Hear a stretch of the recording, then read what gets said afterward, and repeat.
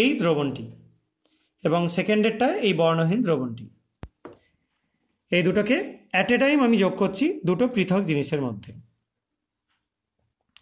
তো সবাই লক্ষ্য করো,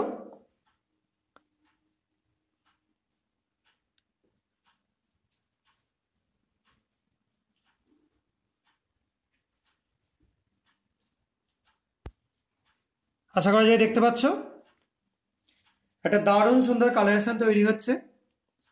প্রথমটাই যেটা যেটা এই সাইডে রয়েছে, এটা তোমরা রেডিশ একটা কালারেশন দেখতে পাচ্ছ, আর এ পাশে যেটা রয়েছে সেটার মধ্যে একটা বিশেষ টাইপের নীলাভ সবুজ অথবা তোমরা প্রুসিয়ান ব্লু কালারও বলতে পারো, সেরকম কালার দেখতে পাচ্ছ।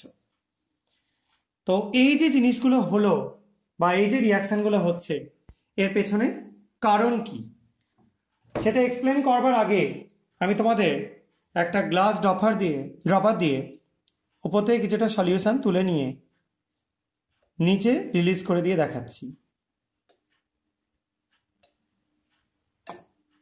দেখো কালারটা আস্তে আস্তে ছড়িয়ে যাচ্ছে।